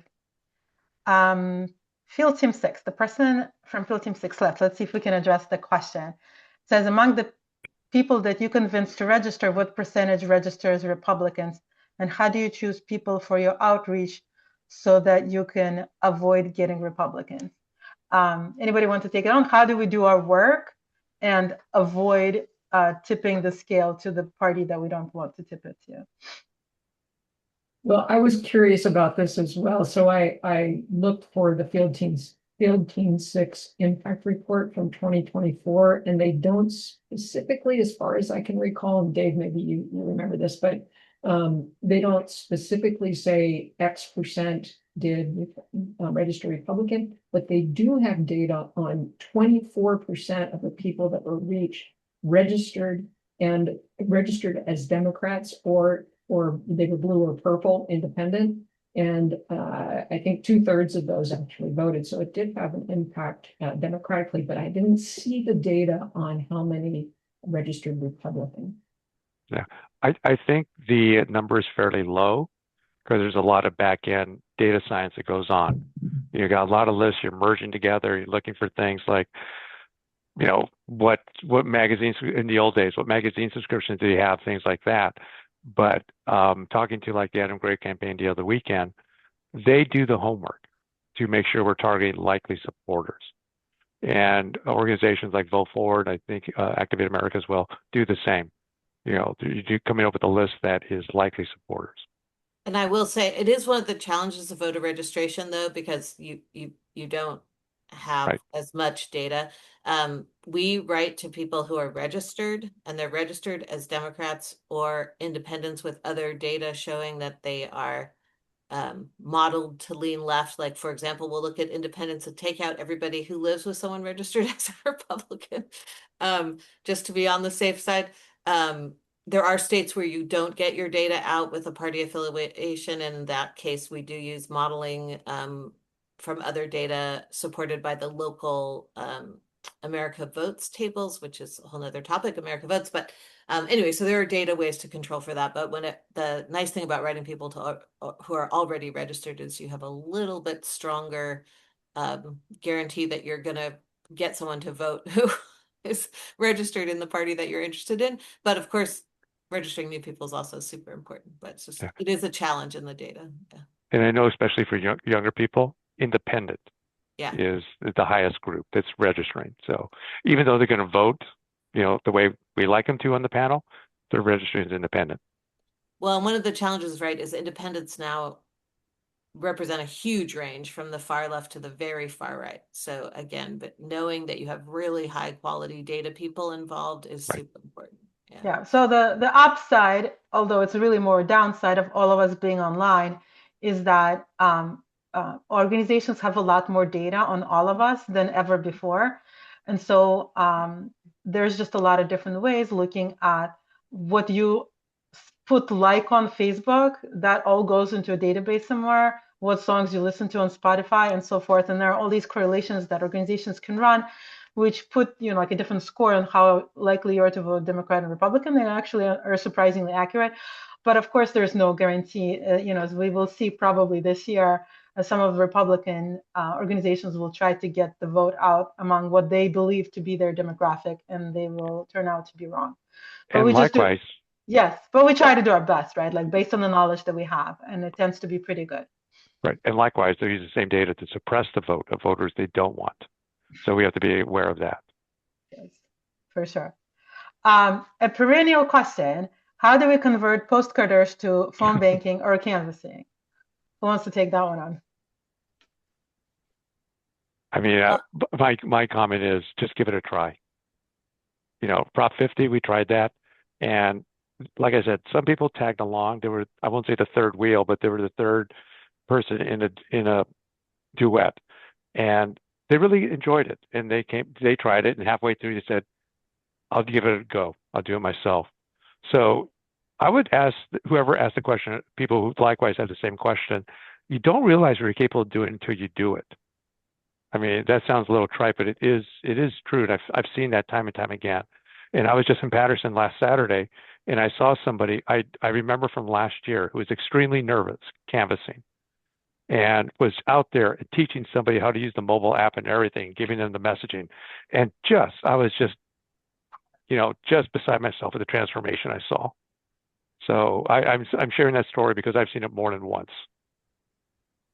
And I will say, if it's from a group leader who wants to try to get their volunteers motivated to go, we find the best thing is to offer a training where people can train and try out the technology without actually making the scary phone call. They don't have to call anybody. They can just try it out and model it. I know other groups on this list offer those kinds of trainings. We do too. You can always email me, Anna@activateamerica.vote. And our phone bank manager, LaDon Ibrahim, is like a great, very calm trainer, used to working with people who have low tech kind of stuff. And we can always run a group training where you don't have to make a single call. You just try it out. Yeah. And watch LaDon make calls, like Dave's saying, and just try We slowly, at but really encourage Stateswin, people to try. yeah, my chapter has phone bank fitness with a PH because we're all about the alliteration, phone bank fitness training. And we actually start tomorrow with the friendliest calls ever. We call it Phone Bank to Friends. And we call everyone who came to an event of ours last year. So we already know there are people. And you get to try it out. It's not so scary that you have to use your own phone number. We leave messages, we send follow-up emails, And people are thrilled when we call them and ask them, "How are you doing?" And you can hear these stories about feeling overwhelmed and depressed and hopeless. And we're calling with hope. We're calling with a way to feel more optimistic and to take action. Thank you, And I think I Maureen. saw in the chat, action absorbs anxiety. So everybody's feeling like, what the heck is going on? In fact, that's the title of my favorite podcast. It's not heck, but anyway, take some action. And I love to hear from people who are still online with us. What worked for you if that was you? Love to hear back. Thank you, Dave. I just want to say thank you so much for everybody who's sticking around. In about 5 minutes, you're going to get to the surprise that I mentioned in the beginning. So thank you so much for staying here and asking such good questions. Let me see, because we do have about a little bit over 5 minutes left. So see if there's any questions that have not been really addressed by anybody yet. Maria, while you're looking for that, another slogan that we're using this year is based on an NPR interview that I heard a mother and daughter community organizers in South Minneapolis. I moved here from Minneapolis, and it's far worse there than we can imagine. And the mom is a community organizer. And she said, "What I want everyone to hear is protesting is so important. Yes, get out there in the streets. That's the hot anger.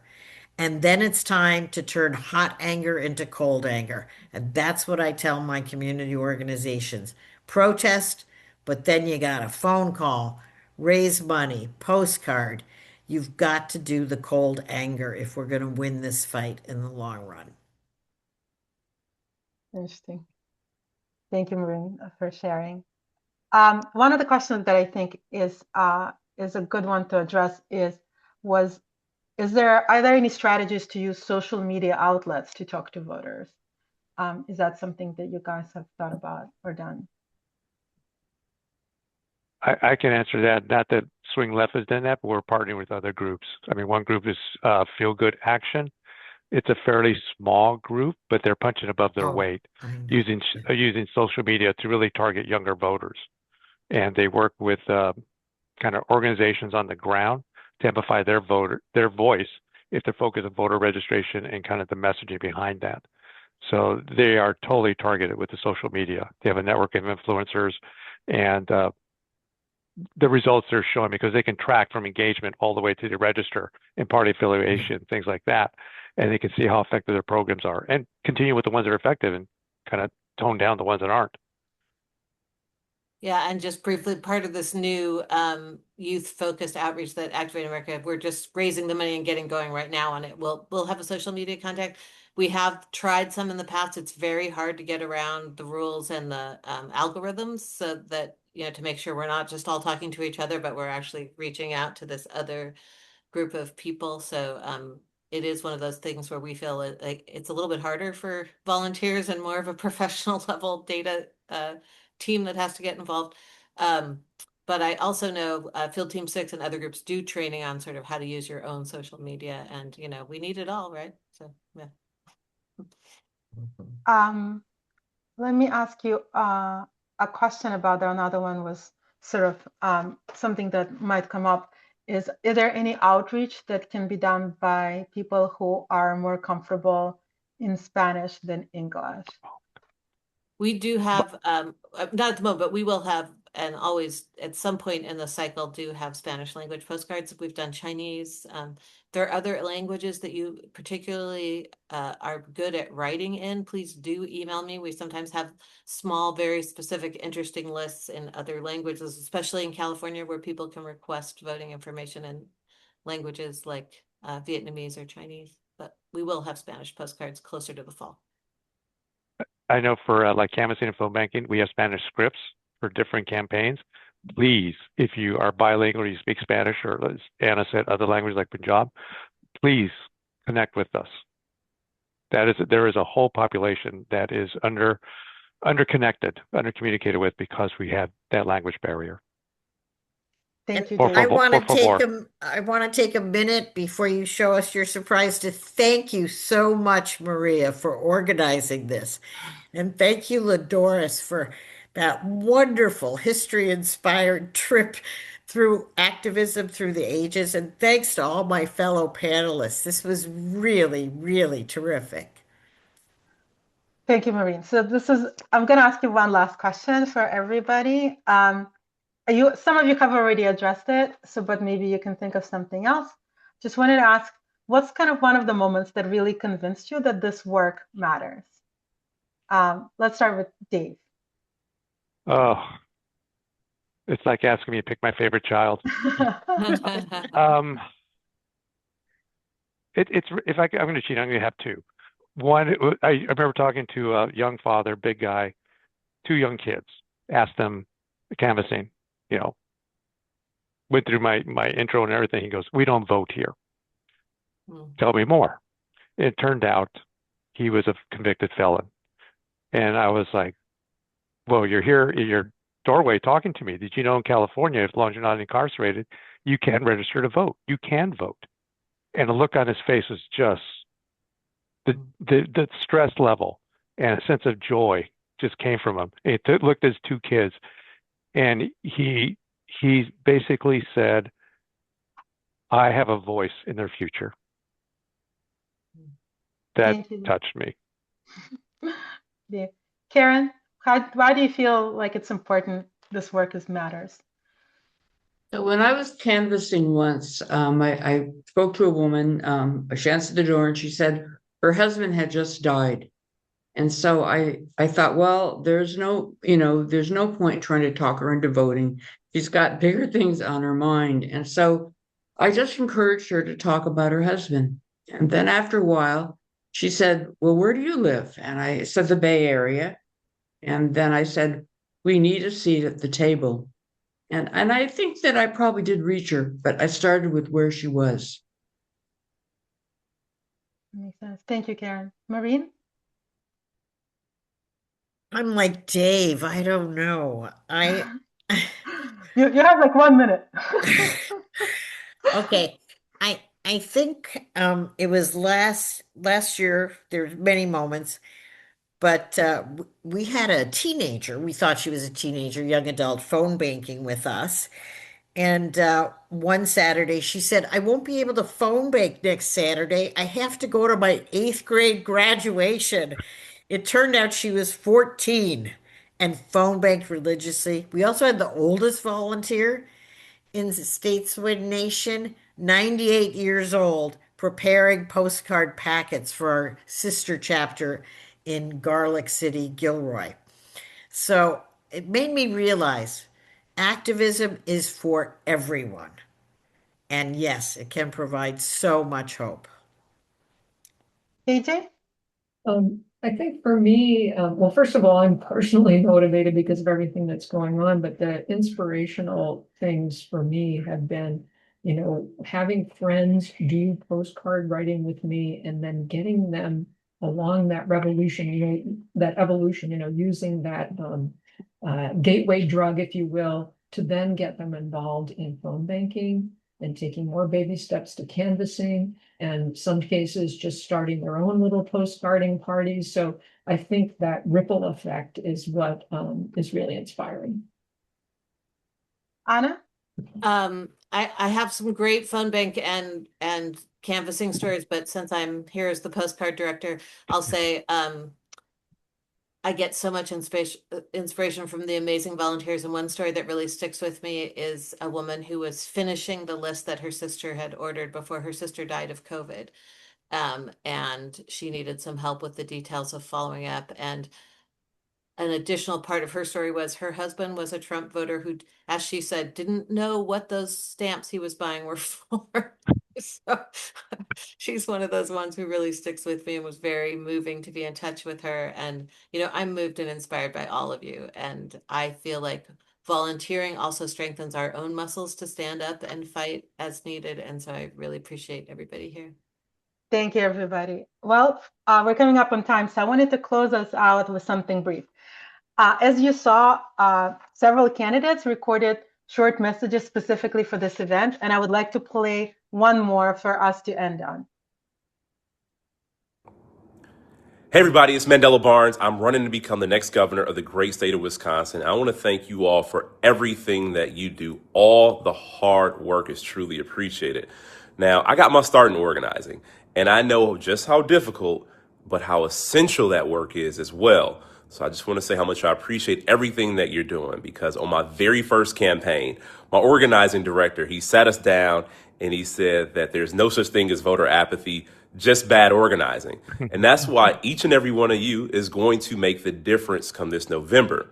And as we know, this election could not be more critical, because since taking office, Donald Trump has made life hard for so many families all across this country, all while we see a constant stream of chaos that is meant to divide us, but most importantly, to distract us from what's really going on. But we still show up every day and we fight. And we know, especially right here in Wisconsin, that it will come down to just a handful of votes. So we have to meet people where they are. We have to have personal conversations and remind them that whether they realize it or not, their problems are our problems. Their fears are our fears. But most importantly, their hopes are our hopes as well. So empowering your volunteer base, your friends and family members is not easy work. But each and every one of you wouldn't be on this call if you weren't great at it. Your hard work has already moved mountains for people in this country, and it'll be critical to making sure that we hold the governorship and also win a Democratic trifecta in Wisconsin. So I just want to thank you all again one more time for all your hard work. Let's go get the job done. So what Mandela Barnes here said is really the through line of this entire conversation. None of this happens without volunteers. Thank you so much, everybody, for being here. Thank you for the work you've already been doing and will do this year. And let's go get the job done. Have a nice day, everyone.